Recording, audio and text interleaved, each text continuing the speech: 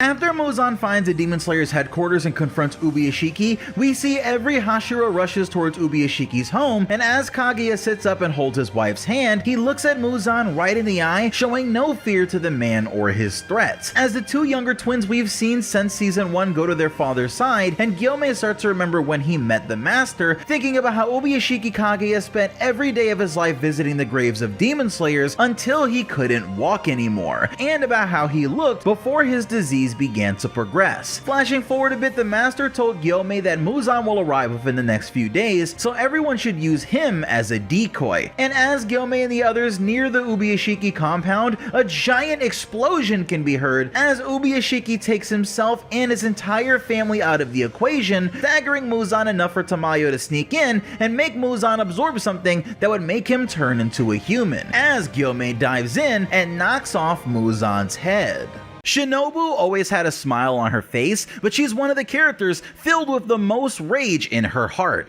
as she hunts down Upper Moon 2 Doma during the Infinity Castle arc of Demon Slayer. Shinobu realizes that this is the demon who ended her older sister years ago and attacks Doma while he talks about not being able to eat her because the sun was coming up. And over the course of the battle, Shinobu shows her amazing speed off, piercing Doma repeatedly with her poison blade, repeatedly trying to get the right mix that Doma can adapt to and overcome. Eventually, when her poisons don't work, Doma hits her with an attack that shreds her lungs apart, and after a last-ditch attack, Doma hugs Shinobu and completely absorbs her into his body, ending her life in the process. But later in his fight against Kanao, Doma begins to break apart, because apparently Shinobu had so much poison coursing through her own veins in preparation for this that it finally managed to take down the Upper Moon, as we see Shinobu and her sister running into heaven. Upper Moon 1 tells Tokito that he never expected to see a Demon Slayer from his very own bloodline, and that something about it moved his heart. So he'll bandage Muichiro up and prepare him to meet Muzan as a replacement for the other Upper Moons. As Kokushibo gets distracted by Sanemi and Gyomei during their battle, Tokito frees himself and manages to join the fight by piercing Kokushibo right through his ribs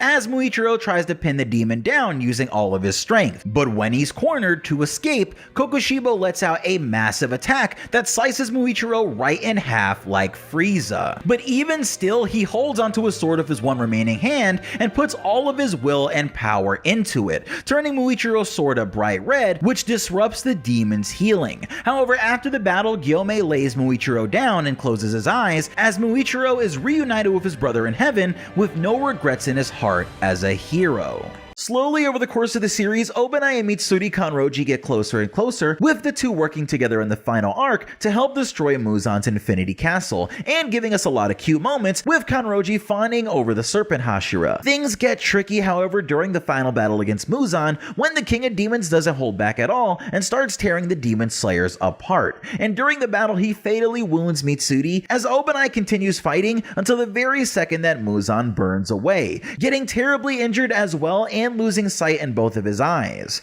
As Mitsuri realizes that she doesn't have much time left because she can't feel her body, Obanai tells her that he'll go too so she doesn't have to be alone or feel like she didn't help, because he won't let anyone complain about her. Mitsuri cries into his arms, telling Obanai that she loves him, and the two agree to marry each other if they're ever reborn into this world again, as the two fade away in each other's arms. During the battle against Muzan, when everyone was working together to take him down, we see him lash out and send every Hashira flying as Gyomei gets sent into a wall with the loss of one of his legs. He remains unconscious for a while, but finally stands up and begins to drag himself back towards the battle with his chains in his teeth as they're too heavy to carry for the moment. Muzan creates a big shell of skin around himself and nearly crushes a group of Kakushi before Gyomei uses his chains to pull it back and hold Muzan down in the sunlight, but as Muzan tries to dig through the ground to escape, Gyomei's chains start to snap and he exerts all of his remaining energy to keep him there. In the end, Gyomei collapses and tells them not to waste their medicine on him, telling them his final wish is for them to save the young ones as he sees the spirits of the orphans he failed to protect, finally giving him some closure as they hug him and hold his hand to guide him to heaven. Tanjiro's life is filled with happy days along with his friends after the battle of Muzan, as Tanjiro reads Zenitsu's book and gives him some tips on making it more accurate, and eventually he explains to Zenitsu that he needs to start acting more responsibly and be a man, or else Nezuko is only going to see him as a younger brother. As As Zenitsu proposes to Nezuko, his entire demeanor changes and he starts waking up on time and hiding his jealousy or the fake pain in his feet when he wanted attention or to avoid doing something, but he never actually stopped being jealous. Tanjiro says that once a month they all go to Shinobu's house to get regular checkups by Kanao and Aoi, which is likely where Inosuke and Aoi fall in love, as well as Tanjiro and Kanao. However, that night when Tanjiro goes to bed, he thinks that he hopes Nezuko and Zenitsu can get married and the happy days continue when he's gone, a reminder that Tanjiro was not born of the mark, and by the age of 25, he'll die and leave his friends behind, much like Giyu and Sanemi will as well. After Zenitsu's book tells the story of him becoming a great master and passing down the Breath of Thunder, we get a chapter titled The Big Romance Glittery Zenitsu Arc, which details Zenitsu and Nezuko's romance looking back on the good years as Zenitsu begins to grow old. However, near the end, he writes a chapter titled I Will Be in Love with You for 1,000 Years arc, again even if we are reborn, which tells the story of Zenitsu coming to terms with the loss of his love as Nezuko passes away peacefully to old age, leaving Zenitsu behind for a little while longer. This is the second to last chapter in the entire Legend of Zenitsu book, with the final chapter being titled The Life of Happiness arc, with everything based on the truth. A chapter where Zenitsu truly looks back on the life that he's lived, remembering all of his friends and his adventures, remembering Tanjiro and everyone who was lost that he out of all people managed to outlive somehow, and telling the reader how happy he was to not only know these amazing people, but that the reader cared enough to get to know them too. And so ends the Legend of Zenitsu Agatsuma. Doma falls to his knees after trying to escape Inosuke and Kanao, and this is where Kanao tells Inosuke to go for Doma's head because Shinobu's poison is finally working on the demon, and this is because for more than a year Shinobu ate a special wisteria poison, infusing every single one of her cells with it before she was absorbed by Doma earlier in the fight, causing him to take 70 times the lethal dosage for an upper moon. As Doma squirms and tries to focus on adapting and healing himself, his ice clone crumbles away as Kanao also dives in to try and go for the finish, but Doma summons a massive ice statue that begins to attack the two. But in that moment, Kanao realizes that this is the time to activate her final trump card as she uses the Breath of Flower's final form, Scarlet Lily Eyes, which changes the whites in her eyes to red and more or less gives her Sharingan, giving her what she needs to end this fight. During Akaza's final battle with Tanjiro, he almost becomes Muzan's level. Akaza is a demon who threw away everything else and only has one goal: to become stronger.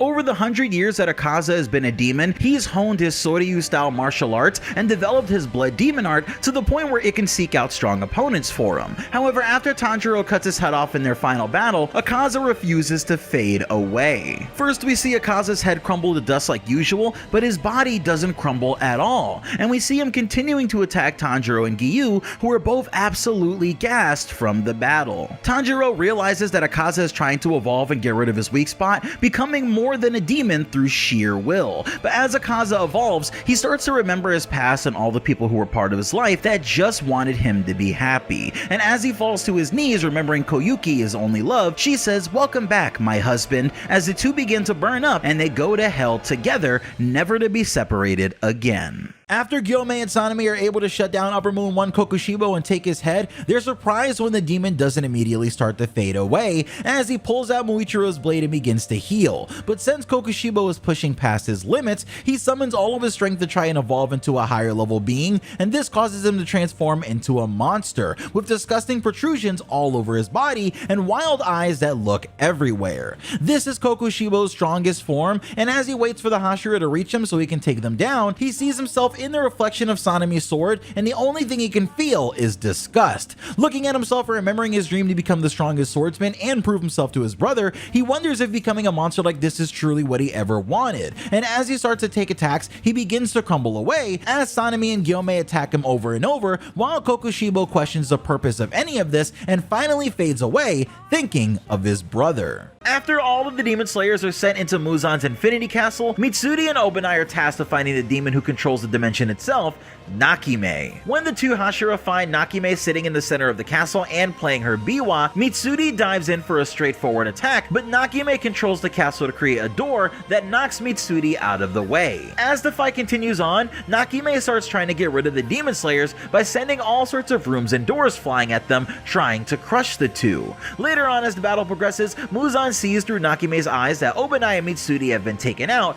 but actually during the battle, Yushido managed to sneak up on Nakime, placing a seal on her face to control her vision, and placing his hands in her head, giving him full control over the Infinity Castle. However, Muzan, realizing that this could actually get really annoying, closes one of his hands, and at that moment, Nakime pops like a balloon as the entire Infinity Castle collapses. During the battle with Muzan, after everyone gets sent outside when the Infinity Castle collapses, Muzan starts battling against all of the remaining Hashira and Tanjiro, when he poisons Tanjiro with his blood, causing half of Tanjiro's face to swell up and nearly causing him to die. However, Tanjiro, while he was sleeping, had one final vision of the first Sun Breath user and realizes that the Hinokami Kagura is only an imitation of the original Sun Breath, but by seeing it himself, he can make the alterations to truly awaken the breath style to its full power. By cycling from the first form through to the 12th form over and over again, a new perfect 13th form made to slay Muzan can be awakened. As all of the remaining Hashira with Inosuke and Zenitsu come to Tanjiro's side and the sun starts to rise,